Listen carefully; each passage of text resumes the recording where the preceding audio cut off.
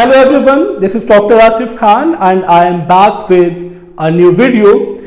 Today the topic is from class 9th and it's a very important chapter, and the chapter is fundamental unit of life, the cell. Cell or cellular. अब these two terms are very related to each other. आपको शायद ये पता होगा कि जो term cell हम लोग यूज करते हैं, it was previously known as cellula. और ये जो सेलुलर टर्म था ना, सेलुला जो बाद में कन्वर्ट हुआ या मॉडिफाइड हुआ into a new term cell, और इसका मीनिंग था एक टाइनी कंपार्टमेंट और अ लिटिल रूम. वैसे भी अगर हम लोग सेल के स्ट्रक्चर को ऑब्जर्व करें तो it looks like a room which is bounded by membrane and internally it has some content in the form of matrix, in the form of organelles. बात समझ में आ रही है ना? अगर आप इसको किसी रूम से रिलेट करें, किसी टाइनी कंपार्टमेंट से रिलेट करें, कंपार्टमेंट और अ लिटिल रूम, एक छोटा सा कमरा, ये सेल को डिस्क्राइब करने के लिए सबसे बेस्ट वे है. क्योंकि आप जानते हो ना, अगर आपके रूम में, आपके कमरे में number of objects are there in the form of bed, in the form of table, chairs, in the form of sofa, TV, तो ये सारे ऑब्जेक्ट्स को आप रिलेट कर सकते हो विद द सेल ऑर्गेनेले. क्लियर ना? And number 2, each room is bounded by a boundary. ये भी रूम जिसमें मैं अभी आपके सामने ये लेक्चर डिलीवर कर रहा हूं, it is also bounded by a boundary. चारों तरफ एक वॉल प्रेजेंट होती है ना, तो similarly cell is also bounded by a boundary which is known as cell membrane. तो इस बाउंड्री को, इस कवरिंग को हम सेल मेम्ब्रेन बोलते हैं. अब it depends upon the type of room और द टाइप ऑफ कंपार्टमेंट और द टाइप ऑफ सेल. अगर ये प्रोकैरियोटिक सेल होगा तो ये अंडरस्टूड है, प्रोकैरियोटिक सेल में इंटरनली आपको सिर्फ और सिर्फ फ्लूइड मैट्रिक्स दिखेगा along with ribosomes and its genetic material in the form of nucleoid. तो ये इसका जेनेटिक मटीरियल है which is known as nucleoid and this is ribosome. Clear ना? बट यही सेल अगर थोड़ा एडवांस्ड हो, जैसे आप लोग अपने रूम में देखते हैं ना, a living room is totally different from a bedroom. क्योंकि माइट बी लिविंग रूम में ज्यादा ऑब्जेक्ट्स हो, dining table, sofa, your various objects for the decoration. बात समझ में आ रही है ना? या माइट बी कुछ लोग अपने बेडरूम को ज्यादा डेकोर करते हैं. तो प्रोकैरियोटिक एंड यूकैरियोटिक में the difference is, eukaryotic is advanced cell. Advanced cell का मतलब it has more components, it has more objects as related to prokaryotic cell. अब इसको बहुत सिंपली अगर डिस्क्राइब करना हो तो सेल कंटेन न्यूक्लियस, न्यूक्लियस से अराइज होता हुआ endoplasmic reticulum, okay, then a mitochondria, Golgi body, okay, and cytoplasm matrix which is common in prokaryote and eukaryote. तो साफ साफ इन दोनों सेल्स में डिफरेंस देखा जा सकता है. ये सिर्फ मैंने एक रफ डायग्राम ड्रॉ किया है to know the basic understanding of cell. तो इन दोनों सेल्स में डिफरेंस देखा जा सकता है, बट कुछ सिमिलैरिटीज भी है ना, क्योंकि सेल को सेलुला बोला जाता था, एक टाइनी रूम या टाइनी कंपार्टमेंट बोला जाता था. तो सिमिलैरिटी क्या है? इन दोनों में बाउंड्री है, इन दोनों में इसकी कवरिंग है. बात समझ में आ रही है? तो कवरिंग होना, बाउंड्री मेम्ब्रेन होना indicates that cell is just like a little room or a tiny compartment which was previously known as cellula. फिर थोड़ा सा एडवांसमेंट हुआ साइंस में और सेल को बेसिक यूनिट ऑफ लाइफ बोला जाने लगा. कभी आपने सोचा why it is known as basic unit of life? अगर आपने डाइवर्सिटी इन लिविंग ऑर्गेनिज्म समझा है, देखा है, मैं किसी भी ऑर्गेनिज्म की बात कर रहा हूं, चाहे वो बैक्टीरिया हो which is an example of prokaryotic organism, या द लार्जेस्ट मैमल व्हेल हो। बात समझ में आ रही है ना? इन दोनों में यानी from the smallest group of organism to the largest group of organism एक चीज कॉमन है। कॉमन क्या है कि ये अपनी लाइफ स्टार्ट ही सेल से करते, एक सिंगल सेल स्ट्रक्चर से लाइफ स्टार्ट होता है। इस बात को मैं प्रूफ करूंगा, that's why it is known as basic unit of life और फंडामेंटल यूनिट ऑफ लाइफ। अब देखिए, इस चीज को प्रूफ करने का सबसे बेस्ट एग्जांपल क्या है? अगर मैं ह्यूमन बीइंग्स की भी बात करूं, मैं अपने या आप लोगों की भी बात करूं, तो हमारा फॉर्मेशन भी एक सिंगल सेल से हुआ है, and that single cell is known as zygote. ये चीज पता है ना आपको? ये जो सिंगल सेल है, दिस इज जाइगोट। और आप कोई भी ऑर्गेनिज्म पिक कर लो, इवन जिसमें सेक्सुअल रिप्रोडक्शन नहीं है ना, प्रोकैरियोटिक ऑर्गेनिज्म, चाहे वो मोनरल्स के बैक्टीरिया हो, या प्रोटिस्टा का अमीबा हो, यूग्लेना हो, पैरामीशियम हो, ओपलिना हो, इवन प्लाज्मोडियम ही क्यों ना हो, सब में एक चीज तो कॉमन है, अगर सेक्सुअल रिप्रोडक्शन नहीं हो रहा है ना, तब भी ये स्टार्ट अपनी लाइफ एक सिंगल सेल से ही करते हैं। अब इस चीज को मैं सबसे बेस्ट एग्जांपल से प्रूफ करूंगा जो आपको समझ में आए, क्योंकि आपको समझाना ही मेरा मोटो है। तो ये जो जाइगोट है, it's a single cell structure and it is formed by 2 haploid cells, एक haploid from the female. Haploid का मतलब ये एक ही क्रोमोसोम कैरी करेगा, ये आपका गैमीट है। तो फीमेल का गैमीट हुआ ओवा, तो ये फीमेल का ओवा, ओके। और मेल का गैमीट क्या होता है? मेल का गैमीट होता है स्पर्म, ओके। तो male and female gamete fuses together to form a single cell structure which is known as zygote. ये आपको याद रखना है, zygote is a single celled structure, okay. तो it's a single celled structure. अब इससे better example क्या हो सकता है? जाइगोट एक सिंगल सेल स्ट्रक्चर है, यानी मेरी, आपकी, इवन मैं entire human beings, entire animals की बात कर रहा हूं, लाइफ स्टार्ट एक सिंगल सेल से हुआ, जाइगोट से। फिर जाइगोट में डिविजन्स होते गए, माइटोसिस होता गया, और फाइनली होता क्या? एक single cell structure give rise to 2 cells. ये मोड ऑफ डिवीजन है, ठीक है। एक सेल को अगर आप डिवाइड करोगे तो ये अंडरस्टूड है, 1 give rise to 2, 2 give rise to 4, और ऐसे डिवीजन होते गए, एंड फाइनली वो सारे सेल्स डिवीजन के बाद एक लार्ज मास ऑफ सेल में कन्वर्ट हुए, and that mass of cell unite together to form tissue. बात समझ में आ रही है ना? तो एक चीज आपको समझनी पड़ेगी कि जो सेल्स थे, they unite to form tissue. It means कि अब ये सेल ही था जो टिश्यू बना। सेल होता ही ना तो आपकी बॉडी का सबसे इंपॉर्टेंट स्ट्रक्चरल कंपोनेंट ना बनता, दैट इज टिश्यू। क्योंकि tissue means a group of cell, तो मैं इस ग्रुप ऑफ सेल्स को भी टिश्यू बोल सकता हूं। मैं इस ग्रुप ऑफ सेल को भी टिश्यू बोल सकता हूं ना, because tissue means a group of cell. बस एक चीज आपको याद रखनी है, ये जो ग्रुप ऑफ सेल है ये सेम ओरिजिन से होने चाहिए। इसका मतलब सपोज एक आप नर्व सेल ले रहे हो फ्रॉम द ब्रेन और दूसरा आप एपिथेलियल सेल ले रहे हो, तो ये दोनों मिलके एक टिश्यू नहीं बना सकते। नर्वस टिश्यू की फॉर्मेशन के लिए आपको नर्व सेल या न्यूरॉन का ही एक्यूमुलेशन करना पड़ेगा। बात समझ में आ रही है ना? नर्व सेल्स के एक्यूमुलेशन से आपका नर्वस टिश्यू बनता है, एंड नर्वस टिश्यू का ही कंपोनेंट है ब्रेन। तो ब्रेन के लिए आपको नर्व सेल को एक्यूमुलेट करना पड़ेगा, ना कि आप एपिथेलियल सेल या ब्लड सेल्स।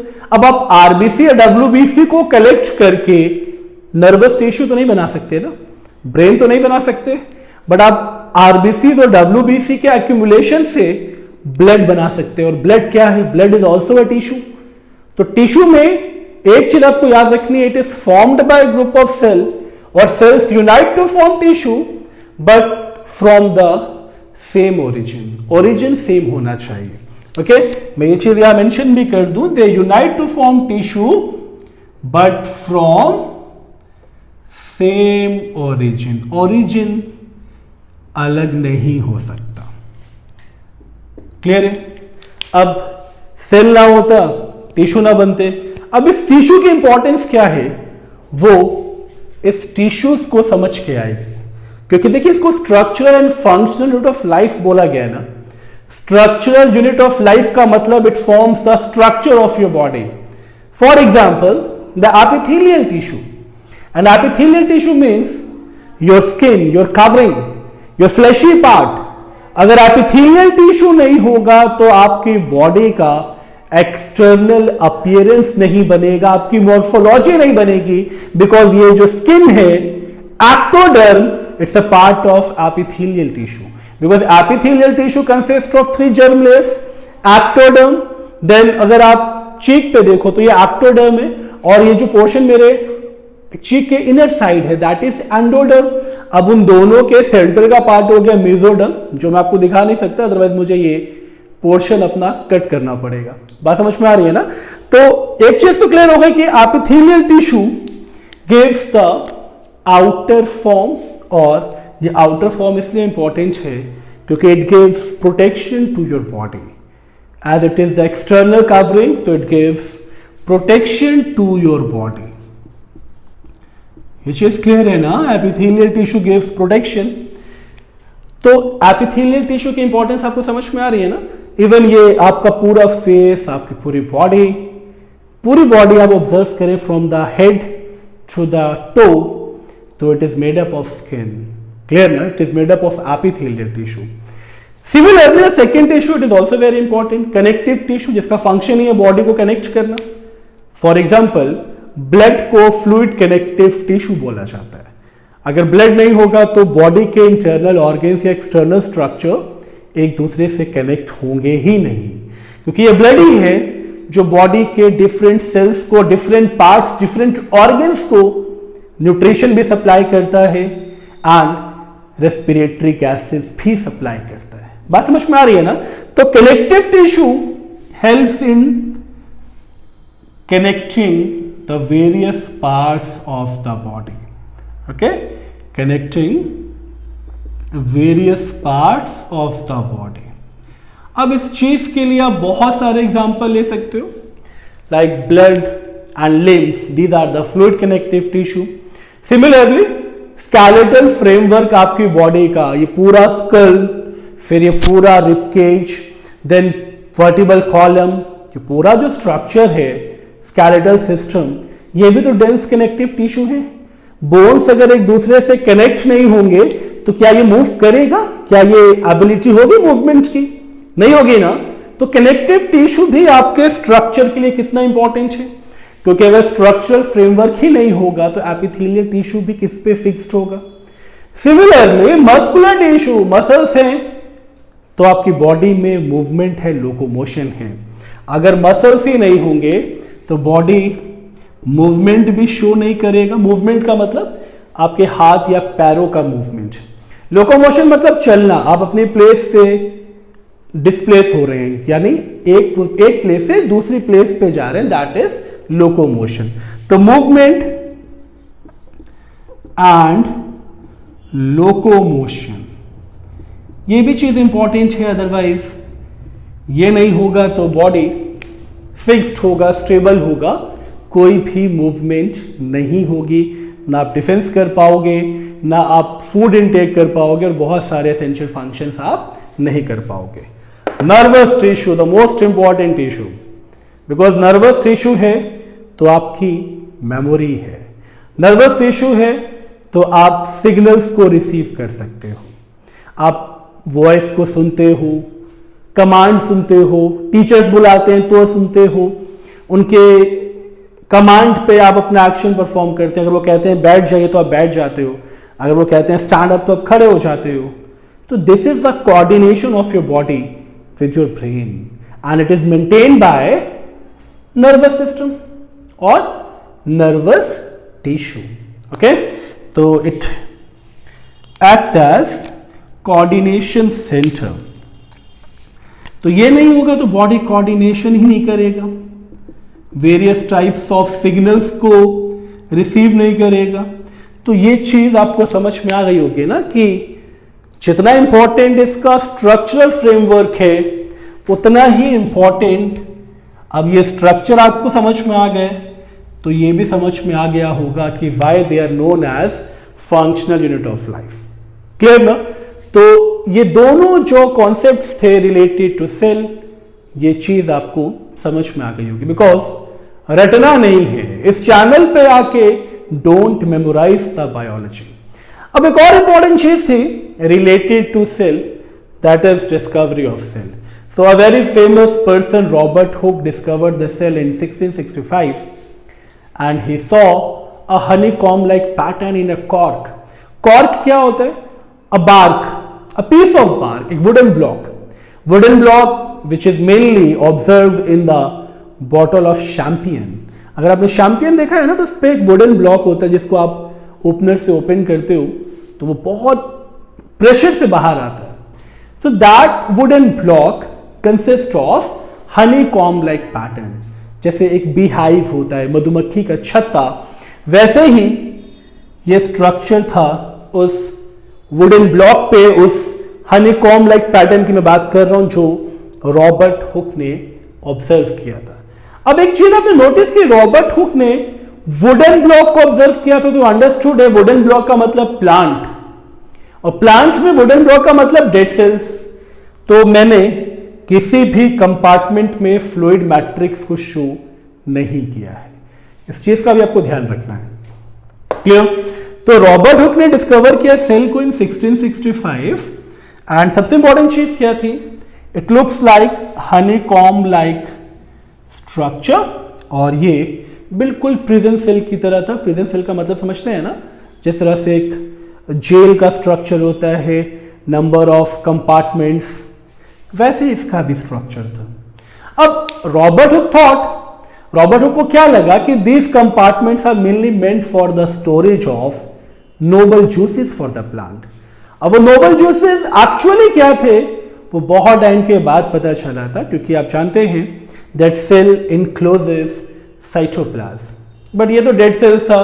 तो ये अंडरस्टूड है रॉबर्ट हुक ने साइटोप्लाज्म को ऑब्जर्व नहीं किया तो सिर्फ उनका ये हाइपोथेसिस था कि these are the channels or these are the chambers meant for the storage of noble juices for the plant. बात समझ में आ रही है आपको? अब इसमें एक और इंपॉर्टेंट चीज क्या थी, एक तो ये कंटेनर का काम कर रहा होगा नोबल जूसेस का, ये उनकी हाइपोथेसिस थी. और एक और चीज, क्योंकि रॉबर्ट हुक ने बार्क का एक पीस देखा था, वुडन ब्लॉक देखा था, तो रॉबर्ट हुक को लगा कि ये जो स्ट्रक्चर है ये सिर्फ और सिर्फ प्लांट्स में ही है. रॉबर्ट हुक ने एनिमल सेल के बारे में नहीं बताया था, ये भी आपको याद रखना है.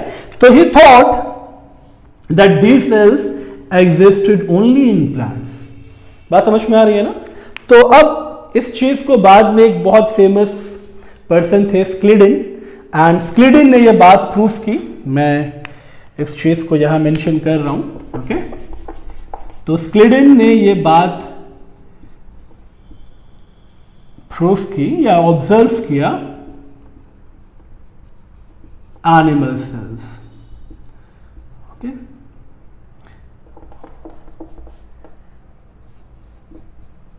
एक्चुअली ये स्क्लिडिन एंड स्वान दो पर्सन थे जिनकी ये थ्योरी थी, सेल थ्योरी. इसको भी हम लोग अभी कवर करेंगे. क्लियर ना? अब एक और इंपॉर्टेंट चीज, तो डिस्कवरी तो बहुत इजी थी, हनीकॉम्ब लाइक पैटर्न वो मैंने अभी रब कर दिया, बट आप समझ चुके हो.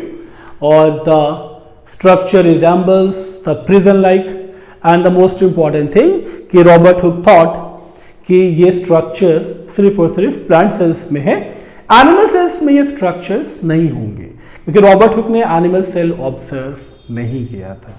ये भी आपको याद रखना है. ओके, अब एक और इंपॉर्टेंट चीज, तो जैसे जैसे एडवांसमेंट हुआ सेल्स के टाइप्स लोगों ने ऑब्जर्व करना स्टार्ट किया, like Anton van Leeuwenhoek, who first observed prokaryotic cell. तो ये बहुत फेमस नेम है क्योंकि फर्स्ट माइक्रोस्कोप भी इन्हीं की देन है, एंटोन वॉन ल्यूवेनहॉक। ओके, ये नाम आपको बहुत अच्छे से याद रखना है क्योंकि एंटोन वॉन ल्यूवेनहॉक ने ही बैक्टीरियल सेल को डिस्कवर किया था। Bacterial cell means prokaryotic cell. अब इस प्रोकैरियोटिक और यूकैरियोटिक सेल में डिफरेंस क्या है? ये बहुत सिंपल सी चीज है। ये एक स्ट्रक्चर तो आपके सामने है, बट फिर भी हम लोग इस पोर्शन पे ड्रॉ करके स्ट्रक्चर को समझेंगे।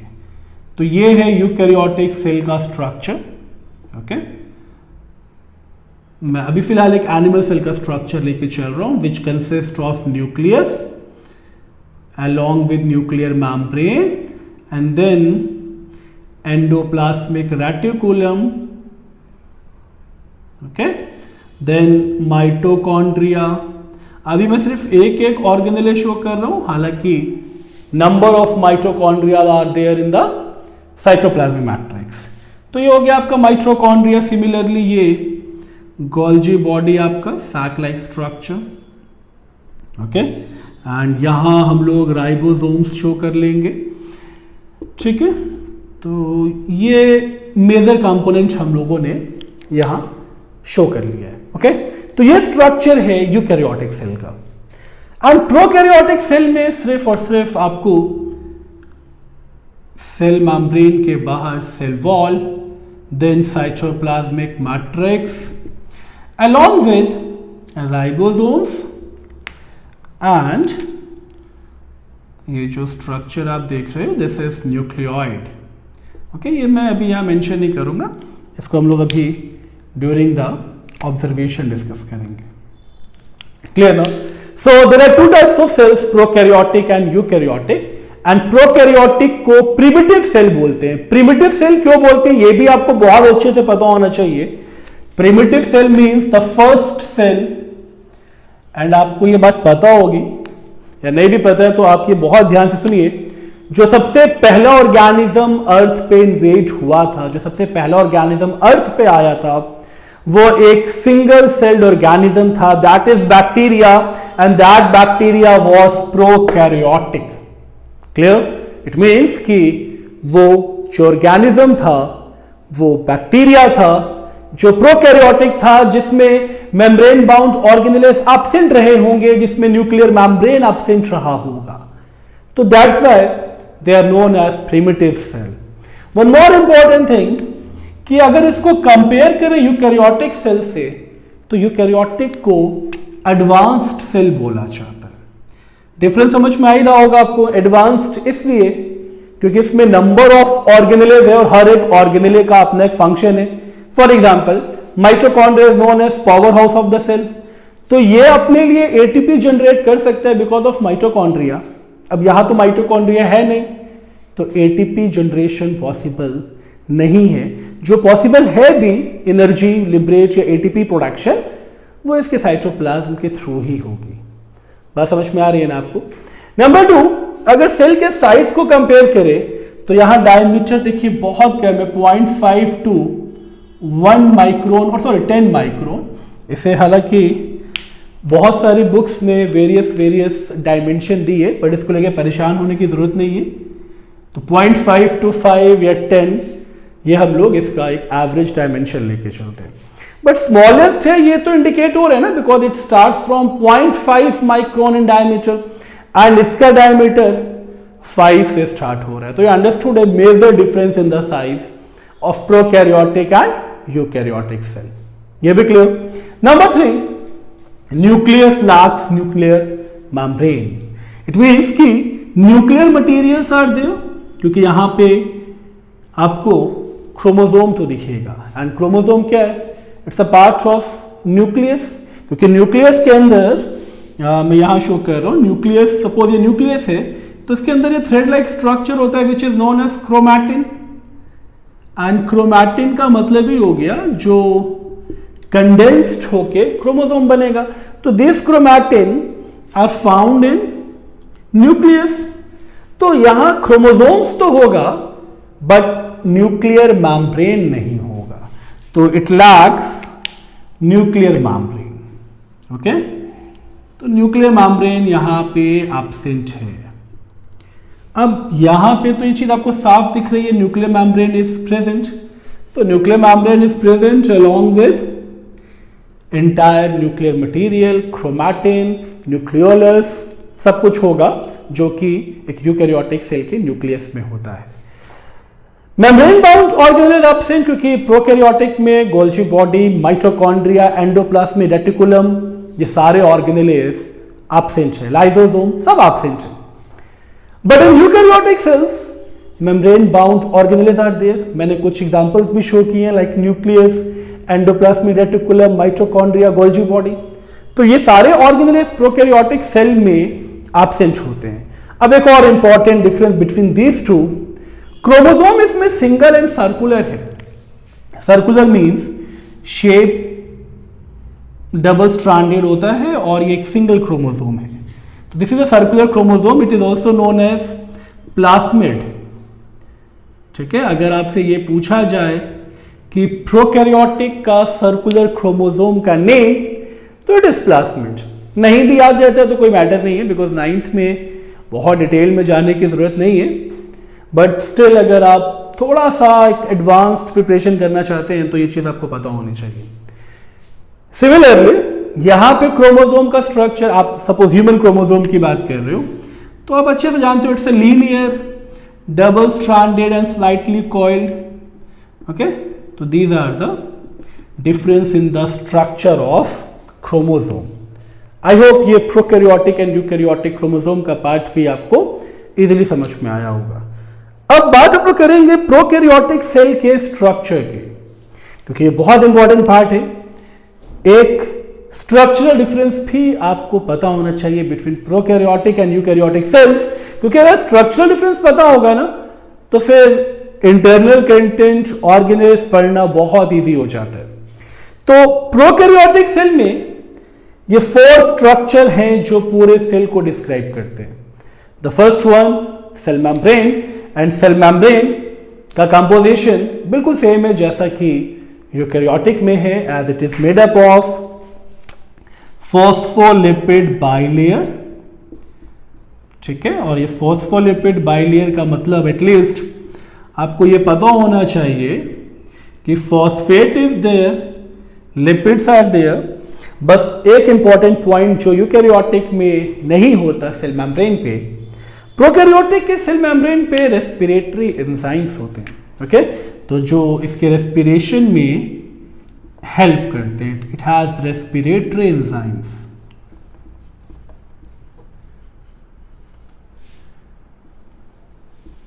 ठीक है, तो रेस्पिरेटरी एंजाइम है तो understood it helps in respiration. Respiration का मतलब क्या है? The breakdown of complex molecule into the simple once.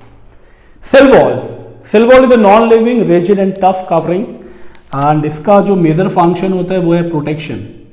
तो it is non living, rigid and tough covering.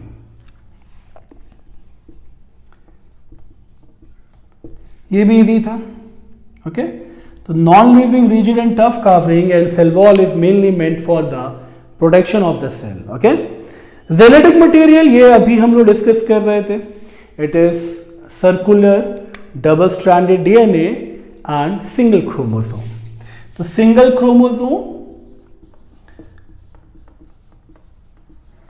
along with circular double stranded DNA.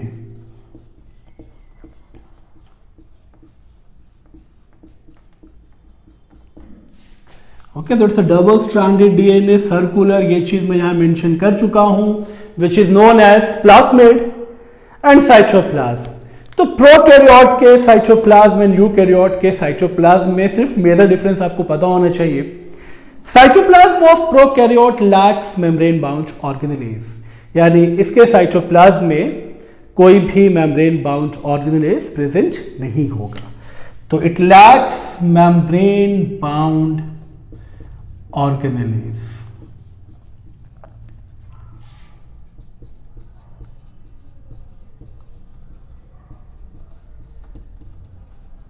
Okay, so ये simple सा structure है prokaryotic cell का।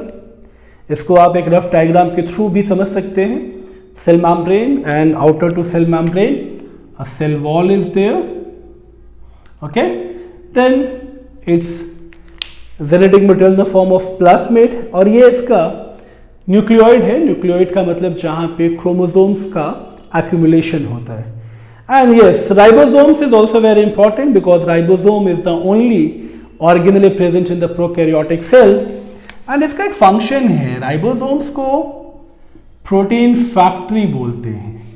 तो जब इसमें डीएनए से आरएनए का फॉर्मेशन होगा ना, देन आरएनए से प्रोटीन का फॉर्मेशन होता है बिकॉज एक्सप्रेशन ऑफ जीन इसी में बेस्ड होता है। तो इसका बहुत इंपॉर्टेंट रोल है। खैर आपको बहुत डिटेल में नहीं जाना है, just remember that ribosomes are protein factory, क्योंकि ये प्रोकैरियोट एंड यूकैरियोट में फंक्शन तो सेम परफॉर्म करता है, but in prokaryotic cell ribosomes are of 70S type. Okay, so this is all about this session. So the purpose behind the explanation of chapter is to clear your concepts related to the cell. So I hope ये video आपको पसंद आया होगा। अगर आपको ये video पसंद आया है तो लाइक बटन को प्रेस करें, एंड मेरे चैनल पे जो लोग नए हैं वो प्लीज़ चैनल को सब्सक्राइब करें ताकि मैं ऐसे ही वीडियोस आपके लिए और लाता रहूं, और इजी कॉन्सेप्ट समझाता रहूं, और ऐसे ही वीडियोस जो हैं वो आती रहें। Thank you so much for giving your time.